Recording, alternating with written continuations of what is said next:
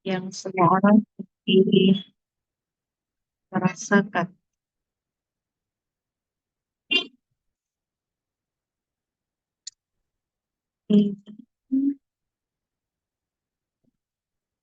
Nah, aku izin gini ya, adik-adik, Ya Kak, karena di tab aku itu nggak bisa mode presentasi, dia beda sama laptop, emang agak aneh. Jadi Zoom-nya itu harus diminimize biar dia tetap bisa ngerekam aku gitu. biar kelihatan. Laura, aku kelihatan nggak di situ? Kelihatan kok Kak Sip. Kelihatan ya. Ya. Oke, Bismillahirrahmanirrahim. Assalamualaikum, teman-teman. Adik-adikku angkatan Diamond dan Vision, kelahiran 2006. Kebetulan aku juga punya adik kandung ya, kelahiran 2006 juga. Aku juga punya adik kandung kelahiran 2006 yang baru masuk kuliah juga, dan kurang lebih kayaknya aku lagi ngomong sama adik aku nih di sini. Assalamualaikum adik-adik. Sama-sama kita simak ya. Sama-sama kita simak eh, materi kita hari ini tentang kesadaran kesehatan mental.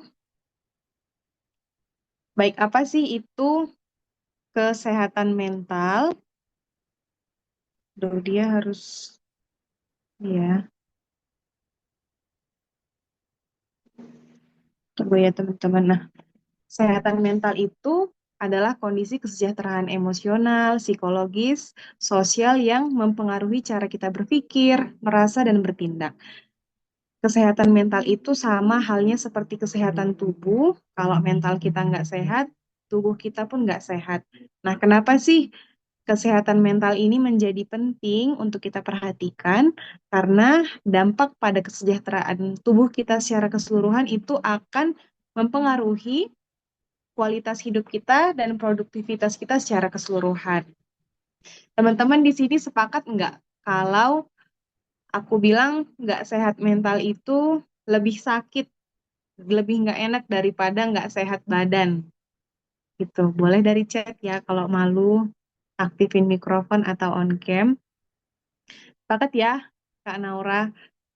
Eh, Teman-teman, aku dipilih di sini sebagai pembicara kesehatan mental bukan karena aku expert di bidang ini, cuma mungkin aku udah ngerasain duluan gimana sih nggak enaknya mental nggak sehat itu sampai yang aku rasain sakit sekarang. Nanti kita akan bahas di slide selanjutnya. Ya, eh, disclaimer dulu di awal, mental health itu beda dengan mental illness dan mental disorder. Nah, kalau mental health itu orang yang sadar akan potensinya, ada masalah, dia langsung cari solusi. Itu orang yang sehat mental gitu. Orang yang stres, mengal apa menga- dia menghadapi stresnya itu punya cara tersendiri, dapat bekerja dan berkontribusi untuk komunitasnya dengan paripurna, dengan maksimal sebagai dia seorang manusia. Nah, orang yang mentalnya sakit itu nggak bisa melakukan hal-hal tersebut. Gitu, akan selalu ada rasa was-was dalam dirinya, cemas, ketakutan, dan hal-hal lain yang itu menghantui pikiran dan banyak sekali gitu. Bedanya dengan mental illness ini itu adalah penyakit, udah gangguan jiwa yang mempengaruhi cara seseorang dalam berpikir, merasakan sesuatu, berperilaku, atau dalam hal berinteraksi dalam orang di lain keseharian. Nah, kalau orang yang mentalnya sehat dapat masalah nih, gitu kan, dapat masalah itu kan dia langsung cari solusi. Gimana ya aku menyelesaikan ini? Oh, berarti aku kurang seperti ini gitu. Langsung evaluasi diri. Tapi kalau orang yang udah mental illness, dia biasanya akan menyalahkan dirinya sendiri gitu. Dapat masalah gitu kan. Ketika dia dapat masalah, dia akan menyalahkan diri sendiri. Tuh kan, ini mungkin karena aku nggak bisa, karena aku itu pecundang gitu, karena memang aku itu bodoh gitu. Ini level ringannya. Di level beratnya, dia mulai akan menyalahkan orang lain. Gitu. Ini semua karena aku dilahirkan dari ibuku yang nggak mendidik aku gitu. Ini semua karena aku punya inner child yang belum tuntas gitu. Dan level paling beratnya lagi, dia itu akan menyalahkan lingkungan sekitarnya. Itu bedanya. Dan Berbeda dengan mental disorder atau kelainan mental seperti NPD, narsistik gitu kan, anxiety dan lain-lain gitu. Jadi berbeda. Baik teman-teman, apa sih dampak dari nggak sehatnya mental? Dampaknya itu banyak sekali. Jadi ada cemas, susah tidur gitu kan, susah produktif, nggak profesional, overthinking gitu kan. Dan itu nanti merujuk kepada penyakit-penyakit di sini. Tapi ini nggak mutlak pasti kena sakit ini gitu ya. Cuma yang ini itu udah pasti kita rasakan gitu. Kita bahas di slide selanjutnya. Nah, kalau kita ngomongin mental, itu sangat erat kaitannya dengan emosi, dan ngomongin emosi itu sangat dekat kaitannya dengan otak. Teman-teman ada yang jurusan kedokteran nggak di sini? Boleh dong raise hand, atau enggak langsung kita bahas aja ya. Jadi ini itu gambar otak manusia secara keseluruhan dari samping. Ya, ini ada otak besar, otak kecil, ada batang otak yang dia langsung terhubung ke sumsum tulang belakang. Nah, dari batang otak itu mengalir yang namanya sistem saraf. Bentuknya kayak kabel ya, rumit ya. Sambung menyambung ke seluruh tubuh kita. Jadi apa yang kita pikirkan, segala emosi yang ada dalam kepala kita, baru yang masih terbesit, apalagi terucap, itu akan mengalir melalui kepala gitu kan. Itu akan diserap oleh limbik otak kita, dialirkan lewat batang otak, dan mengalir ke seluruh tubuh. Melalui sistem saraf ya, teman-teman. Nah, itu kenapa kita disuruh sama Rasulullah untuk menjaga pikiran kita. Rasul tuh bilang sama umatnya bahwa bagian termahal dari diri seorang mukmin itu adalah pikirannya. Ini adalah bagian termahal dari diri kita, teman-teman. Kenapa ia menjadi bagian termahal? Karena ia merupakan organ vital yang ada di atas, gitu. Ia akan menstimulus kerja seluruh anggota tubuh untuk mengikuti apa yang ia berikan pesan. Bayangin kalau teman-teman bilang, aduh aku nggak bisa. Itu akan mengalir nanti melalui sini semua. Mengalir, benar-benar organnya nggak bisa. Apalagi orang yang ada istilahnya overthinking sekarang ya, yang banyak sekali pikiran di kepalanya gitu kan, muter-muter nih di otaknya, mentalnya drop. Itu lama-kelamaan fisiknya juga akan drop, teman-teman. Jadi konsep kesehatan dalam Islam itu dimulai dari pikiran gitu. Rasulullah itu bilang, umatku, jangan racuni pikiran-pikiranmu itu dengan hal-hal yang nggak penting gitu. Dan jangan biarkan hal-hal yang buruk, hal-hal negatif itu masuk ke dalam pikiran seorang mukmin. Karena inilah dari orang Muslim gitu. Jadi tubuh kita, teman, sistem saraf kita ini dirancang oleh Allah itu untuk senang mendengar kalimat positif dan kalimat thayyibah. Bayangin kalau kita mengucapkan Bismillah, maka ini nanti Bismillah, Bismillah, Bismillah, Bismillah. Semua organ tubuh ini ikut gitu. Kita mengucapkan afirmasi ya, di ilmu neurolinguistik sekarang ada namanya afirmasi. Aku sehat, aku bisa, aku kaya. Itu Masya Allah apabila kita ucapkan ada tiga yang langsung menyerap. Itu ada pikiran yang langsung mengalirkan ke anggota tubuh, telinga, dia juga mendengar mengalirkan ke anggota tubuh, juga mulut yang mengalirkan ke anggota tubuh. Aku bisa gitu. Jadi sekali-sekali mungkin perlu ya kita zohirkan ucapan-ucapan baik itu gitu. Aku bisa, aku cum laude gitu ya teman-teman. Aku bisa melupakan dia untuk adik-adikku yang pisah mungkin ya sama kerasnya di AM. Saya pernah mengalami masa-masa seperti kalian. Jadi kali-kali perlu dizohirkan gitu teman-teman. Jadi apabila yang kita pikirkan baik, maka ini mengalir juga ke dalam ini baik. Itulah kenapa Allah ciptakan otak ini ada di atas, karena ia bagian vital yang mengarahkan keseluruhan tubuh kita, gitu. Kalau teman-teman ada yang di jurusan kedokteran, pasti tahu ada suntik spinal ya. Aku pernah waktu melahirkan tahun 2022 untuk sesar itu kan suntik spinal, suntiknya tuh di sumsum tulang belakang. Cara kerjanya gimana, Kak? Cara kerjanya disuntik sumsum tulang belakang nih yang di bagian sini, dia menunggu respon dari otak sampai otak itu ngasih cairan ke bawah. Baru seluruh badan kita kebas rasanya, tidak terasa apa-apa. Sampai aku pun yang dipotong perutnya kemarin nggak kerasa apa-apa karena dibius gitu ya. Itu kerjanya lewat sistem saraf. Seperti itu. Jadi di sini ada semua pesan ini mengalir dulu ke jantung, baru tersalurkan ke seluruh tubuh. Memang iya. Jadi setelah kita memikirkan sesuatu nih, sesuatu yang buruk gitu kan, aku takut gitu ya, aku takut itu dia mengalir ke jantung dulu. Jantung memompa 5 kali lebih cepat, baru dia mengalir ke seluruh tubuh. Itu kenapa kalau kita deg-degan, takut, teman-teman yang kita pegang dada gitu ya, bukan kepala yang kita pegang. Oke, next, selanjutnya. Ini dia ada level-level emosi. Nah, sekarang ada ya ada alat yang namanya EEG itu untuk mengukur energi manusia gitu ya.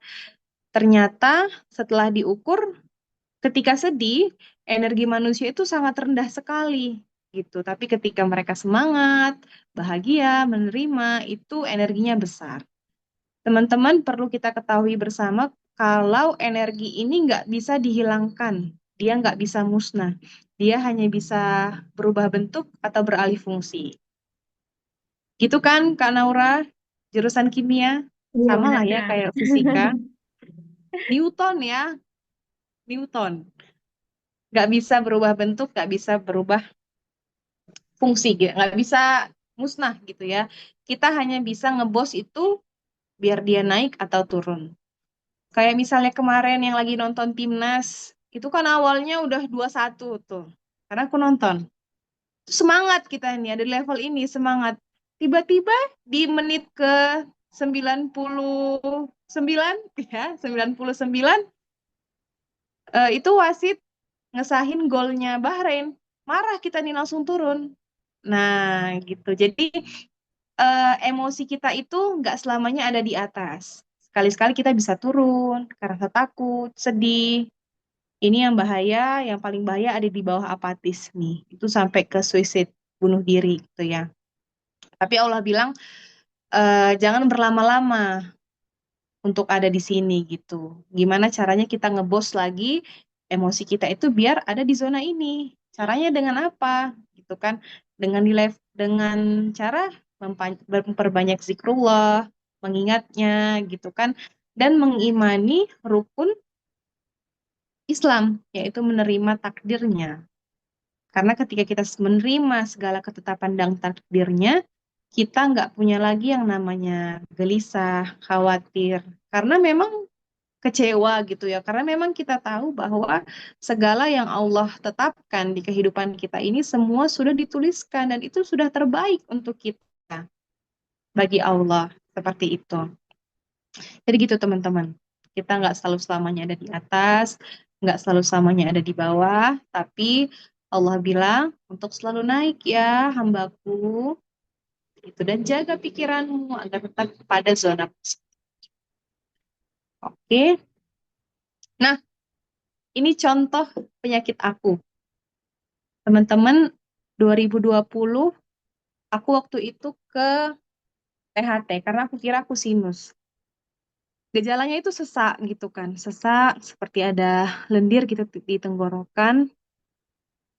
Ya, akhirnya aku 2020 ke dokter, dokter bilang ini bukan sinus, ini namanya GERD.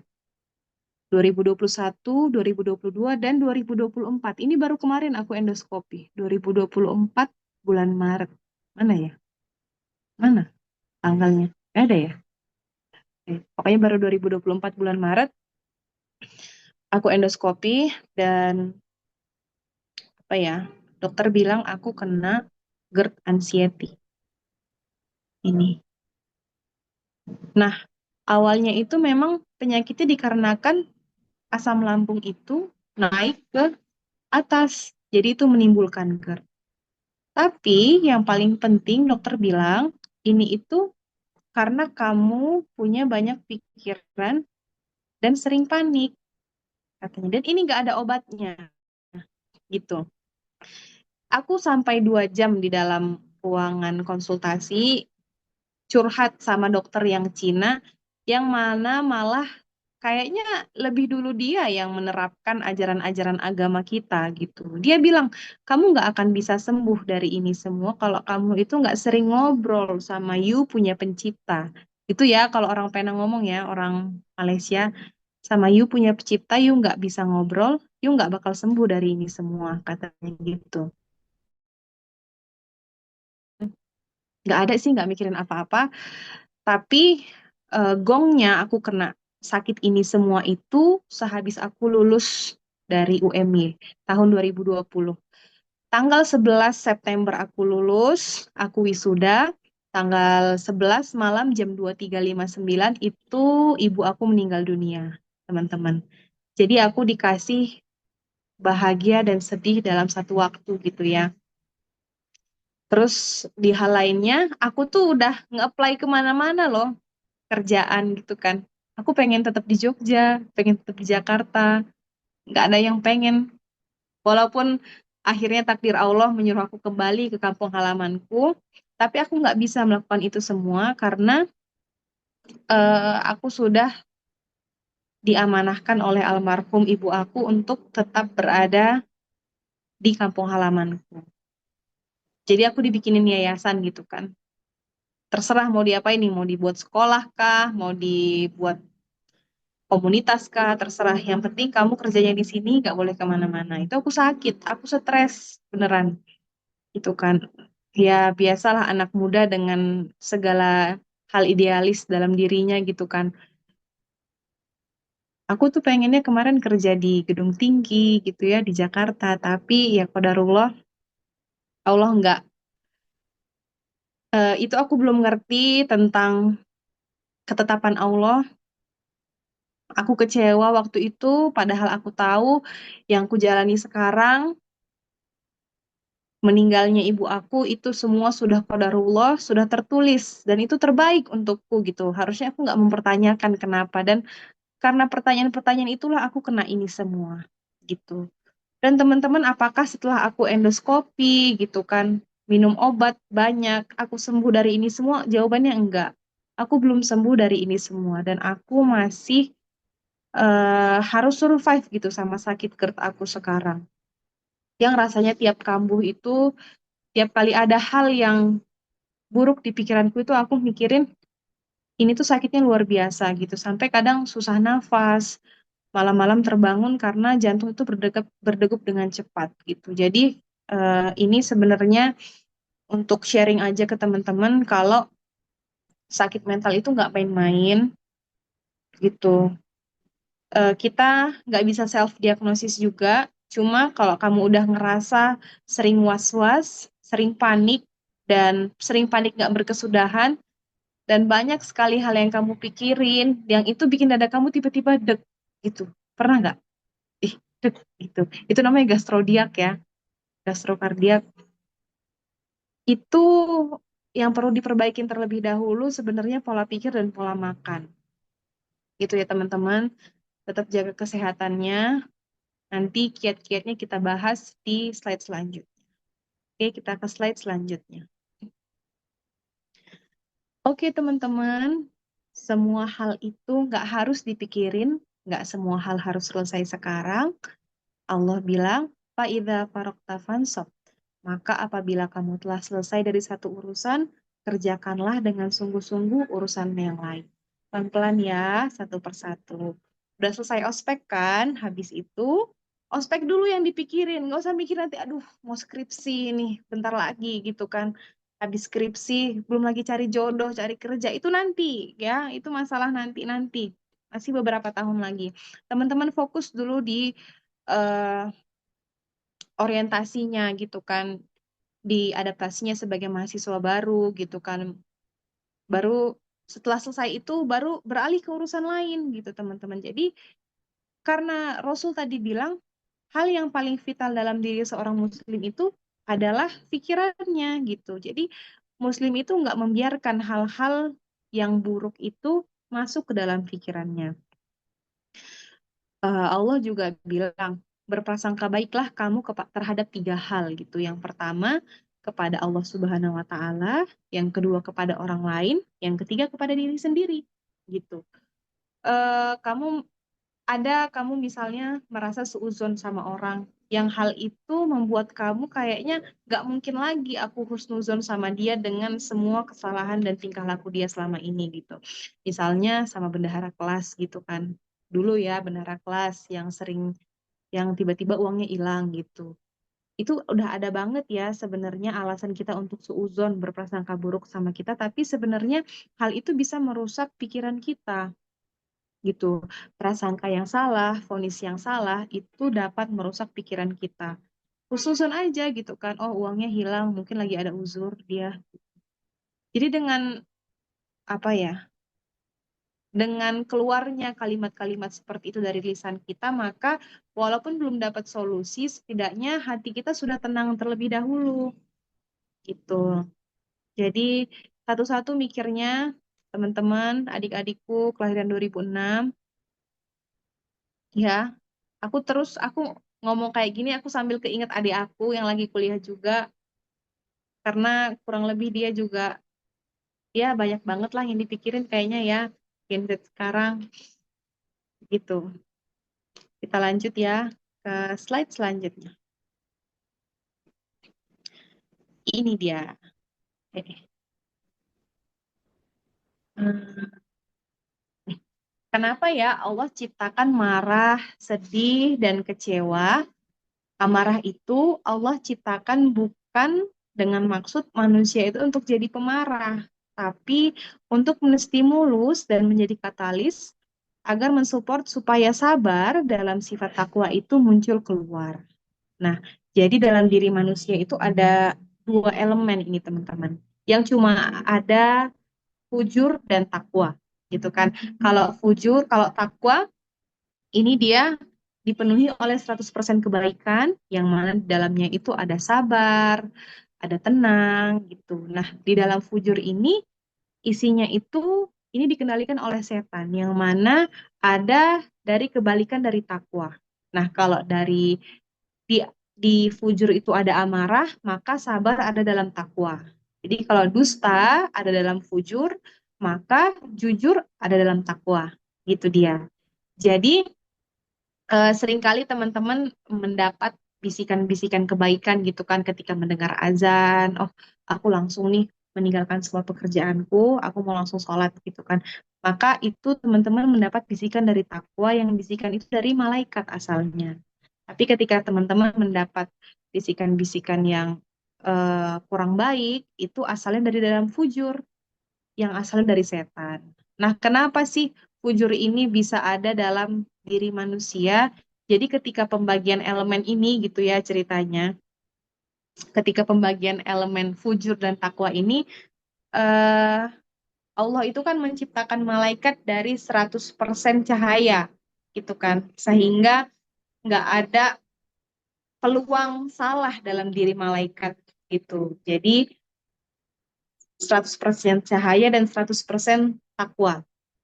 Itu Allah ciptain malaikat. Jadi setan iri gitu kan, memang dasarnya Allah menciptakan setan itu iri gitu dari Adam. Dia minta jalur khusus nih sama Allah. Ya Allah, aku minta dong satu jalur ini untukku sendiri, untuk aku menggoda manusia, untuk dia itu membuktikan kesombongannya gitu melalui fujur ini. Maka dikasihlah sama Allah jalur fujur ini masuk dalam diri manusia. Seperti itu dia. Tapi jalur setan ini apa ya? Setan ini gedetnya dia itu kadang bikin jalur sendiri sampai ke otak kita gitu. Jadi dia nggak ke hati dulu, bikin jalur sendiri yang mana kalau kita emosi dia langsung ngasih sinyal tuh ke otak kita. Itulah setan ini gitu kan. Jadi teman-teman, fujur itu adalah lawan dari takwa. Hanya dua elemen ini yang ada dari dalam diri kita. Yang keluar dari dalam diri kita itu kalau nggak kebaikan, ya keburukan. Gitu. Hanya dua itu saja. Gitu. Oke, teman-teman, kita lanjut ke slide selanjutnya. Nah, ini ada sejarah ya. Istilah kesehatan mental itu memiliki sejarah yang panjang di Amerika Serikat yang pertama kali digunakan oleh William Schweitzer. Jadi ada namanya Sigmund Freud ya, itu tokoh tokoh kesehatan mental yang ngomongin kalau sebenarnya kesehatan mental ini udah ada kok dari zaman dulu gitu kan. Dari zaman Nabi tuh udah ada sebenarnya. Tapi memang rilisnya itu nggak semasif sekarang gitu teman-teman. Kalau kita mau belajar tentang mental lebih dalam lagi, ini kan menganut ke ibunya ilmu psikologi. Ilmu psikologi, kita ngomongin lebih dalam lagi, itu ibunya ilmu sosial. Ilmu sosial itu ada banyak lagi cabangnya, ada antropologi dan lain-lain gitu. Jadi memang tahun 1909 gerakan kesehatan mental itu secara formal mulai muncul selama dekade 1900 sampai 1909. Gitu teman-teman. Singkat aja aku bahas ini karena aku pengen lama di bagian kiat-kiat Nabi ya. Oke. Jadi, negara kita, Indonesia Raya tercinta ini juga menjamin kesehatan mental masyarakatnya ternyata, Masya Allah. Itu ada di Undang-Undang Nomor 18 Tahun 2014 tentang Kesehatan Jiwa. Kalau nggak salah, salah satu isinya itu setiap manusia atau setiap makhluk itu berhak mendapatkan ketenangan, layanan, dan perlindungan atas dirinya. Teman-teman, aku izin minum dulu ya. Nah, apa aja sih contoh jaminan negara atas kesehatan mental masyarakatnya? Yang pertama itu ada membentuk layanan konsultasi psikolog, melakukan kampanye kesehatan mental seperti penyuluhan ya. Di desa aku, di kabupaten aku tuh udah ada loh sekarang penyuluhan kesehatan mental, bukan hanya KB. Jadi kalau teman-teman yang nanti berniat untuk bekerja di instansi pemerintahan, khususnya di dinas sosial, mungkin bisa kampanye ini lebih dimasifkan lagi. Atau ada yang keluarganya anggota dewan di sini, bisa dikasih aspirasi ya. Kalau penyuluhan tentang kesadaran kesehatan mental ini harus masif dan merata di seluruh daerah, khususnya untuk Gen Z. Ada juga membangun sistem informasi kesehatan, mengatur upaya kesehatan, dan mengatur pemulihan fungsi sosial orang dengan gangguan jiwa gitu. Dengan adanya RSJ gitu ya, ternyata pemerintah itu memperhatikan kesehatan mental kita. Oke, next.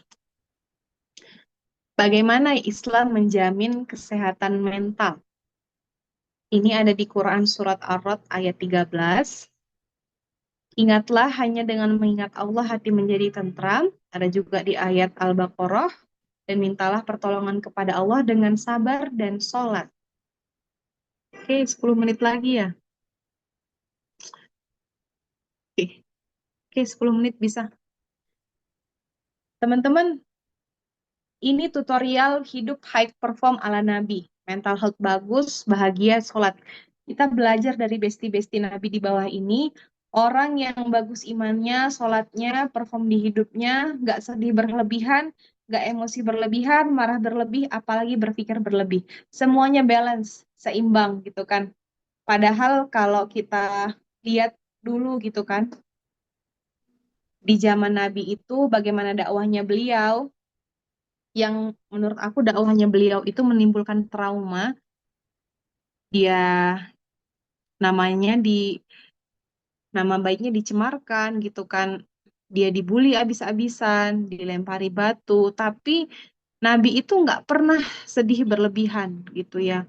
Nabi itu nggak pernah semuanya overreacting gitu. Nah, itulah kenapa Allah menciptakan Nabi itu dalam wujud manusia. Ya, sebenarnya untuk menjadi contoh konkret bagi kita bahwa Nabi itu manusia gitu kan, digarisbawahin. Tapi bisa merilis semua yang ada di kepalanya gitu. Nggak bisa alasan ya, apa namanya? Kalau iya Kak, kan Nabi itu manusia istimewa. Enggak, itu kan enggak juga. Nabi-nabi yang lain gitu. Semua nabi itu manusia gitu kan. Hawa nafsu juga punya, sama seperti kita. Makan, tidur, sama seperti kita. Tapi bisa merilis semuanya gitu kan. Nah, dengan cara apa sih Kak Nabi itu merilis semuanya? Ini dia tips menjaga kesehatan mental dirimu dan diriku. Ala Nabi ya, Kak Korsilam Ditor mintanya ala Nabi gitu. Yang pertama, teman-teman harus bisa meregulasi emosi, harus bisa mengenali segala emosi yang ada dalam jiwa kamu sampai ketemu outputnya gitu. Teman-teman, adik-adik aku yang ada di sini, usia akhir remaja dan awal dewasa, gitu ya, teman-teman sekarang ada di akhir remaja dan awal dewasa itu adalah ada penelitian psikologis yang bilang usia 25 tahun ke bawah itu usia yang buat kita masih sulit dan masih labil ngambil keputusan. Sehingga hal ini yang bikin, bikin kita labil, bikin kita kadang galau, bikin kita kadang apa ya, bingung gitu. Jadi dengan cara meregulasi emosi, kita kenali setiap emosi yang masuk ke diri kita ini itu emosi apa? Emosi itu kan ada banyak jenisnya, teman-teman. Ada marah, sedih, kecewa, gitu ya, dan banyak lainnya. Nah, teman-teman, aku mau kasih tahu di sini untuk menjaga kesehatan mental itu juga, teman-teman nggak boleh menahan emosi, gitu ya. Emosi itu hakikatnya bukan untuk ditahan, tapi untuk dikendalikan, gitu. Dia itu mirip kayak per. Per itu kan semakin lama kita tekan, maka dia lompat dan pecahnya itu kan akan kemana-mana gitu kan. Lompatnya itu kita nggak tahu arahnya kemana. Sama halnya sama kayak emosi gitu. Semakin lama kita tekan, kita pendam, itu lompatnya akan kemana-mana. Ketika kita sedih, harusnya kan kita nangis. Tapi salahnya di sini ketika kita sedih, kita itu bilang malah it's okay gitu, aku nggak apa-apa. Jadi kita pendam emosi itu menjadi toxic positif gitu. Itu hal itu malah nggak bagus gitu. Jadi jadi gimana Kak caranya gitu ya? Teman-teman, emosi itu bukan untuk ditahan, tapi emosi itu untuk dikendalikan gitu. Caranya ya dengan mengenali diri sendiri, sadari potensi kamu, bantu regulasi emosi kamu. Sampai akhirnya kamu ketemu outputnya, ketika kamu banyak pikiran dalam kepala, kamu tuh udah bisa langsung meregulasi emosi kamu sendiri. Gitu. Yang kedua, berpikir positif ya. Ini pikiran itu adalah hal yang paling mahal, aku udah bilang dari tadi, dalam diri manusia. Hati-hati dengan pikiran, karena yang kita pikirkan itu mengalir semuanya ke tubuh kita. Semuanya mengalir ke dalam, dia akan bekerja sama dengan seluruh organ di tubuh kita. Gitu teman-teman. Eh, itu dia. Yang selanjutnya itu ada tazkiyatun nafs. Tazkiyatun nafs, penyucian diri, penyucian hati. Gitu. Teman-teman, kenapa Tazkiyatun Nafs ini menjadi hal yang paling penting dalam menjaga kesehatan mental? Karena ini merupakan amalan hati, gitu. Allah itu bilang bahwa ada satu amalan yang timbangannya itu paling berat di mizan nanti, karena dia nggak terlihat. Kalau sholat kan terlihat, zakat itu terlihat. Tapi amalan hati, seperti berprasangka baik, saling mencintai karena Allah gitu ya, itu amalnya akan paling berat di mizan nanti. Jadi konsep kesehatan dalam Islam itu tidak dimulai dari fisik gitu. Nah, hati itu ketika terus dipaparkan terus-menerus, emosi yang terblokir, penyakit itu datangnya dari pikiran dan hati, teman-teman, dari masalah-masalah yang terblokir gitu. Emosi itu bukan hanya sekedar marah, tapi segala yang ada dalam diri kita, sedih, kecewa, itu juga termasuk emosi. Gitu. Nah, apa sih Kak solusinya kalau semua udah berlebihan? Ya kembali sama Al-Quran dan As-Sunnah. Gitu. Bagaimana kita bisa menjadikan musibah dan ujian itu sesuatu yang bisa kita terima dengan ikhlas. gitu, teman-teman. Jadi harus kita seimbangkan apa yang kita terima, apa yang mau kita keluarkan, itu harus seimbang. Selanjutnya ada dengan sabar dan sholat. Kesulitan berkonsentrasi atau membuat keputusan, serta sering berpikir untuk menyakiti diri sendiri atau orang lain, kuncinya hanya ada di sabar dan sholat. Gitu. Lalu perbanyak zikir, ada di tafsir surat Al-Insyirah juga, dan sering-sering ngobrol dan dialog sama diri sendiri dan sama Allah. Jadi teman-teman, ada satu hal yang sering aku lakuin sekarang, itu adalah berdialog sama Allah, gitu kan. Kalau teman-teman ngerasa canggung berdoa, kayak aku susah ya ngomong formal Kak sama Allah, merangkai kata-kata untuk doa itu aku masih susah. Solusinya teman-teman banyak dulu dialog sama Allah. Gitu. Jadi cara aku merilis segala, aku kan ibu RT ya, ibu RT ngurusin TK, ngurusin yayasan, ngurusin MDA kayak banyak banget ya gitu kan. Aku tuh ngobrol sama Allah lagi di jalan gitu kan. Ya Allah, aku lagi di jalan ini, semoga perjalananku kali ini bisa menggugurkan dosa-dosaku. Ya Allah, tadi aku gitu. Jadi bisa dilakukan kapan aja, sama seperti zikir ya, zikir. Zikir juga bisa dilakukan kapan aja gitu. Kecuali doa.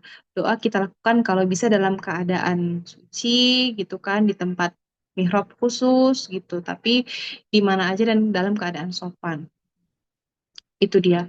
Dan Rasulullah juga dulu banyak merilis gitu ya. Merilis emosinya, merilis sakitnya itu lewat sabar dan sholat. Juga lewat ngobrol sama Allah, teman-teman. Itu dia. Jadi, teman-teman, aku mulai ngerti di sini. Aku pernah baca gitu ya, kenapa Rasulullah tuh nggak overreacting saat orang-orang yang menyebabkan traumanya itu terus-menerus melakukan hal-hal yang eh, memancing emosi dia itu keluar gitu. Ada banyak emosi yang terus-menerus diarahkan kepada Rasul ya teman-teman. Ada makian, kemarahan, pandangan rendah, harga diri. Aku kalau jadi Rasulullah kayaknya udah nggak tahan. Tapi Rasulullah selalu merilis itu semua dengan di dalam sholat gitu.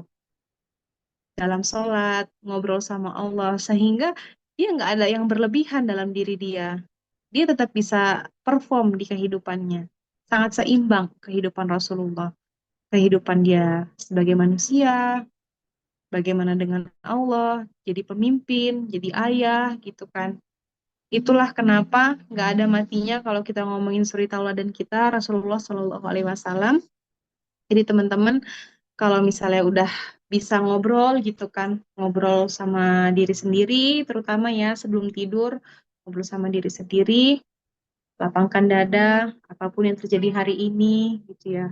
Udah kayak ini ya, aku motivator ya. Apapun yang terjadi hari ini,